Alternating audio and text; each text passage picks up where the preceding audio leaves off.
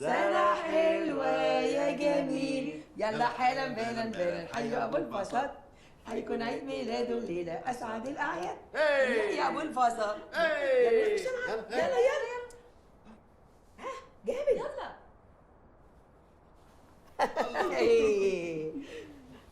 دي حلوة.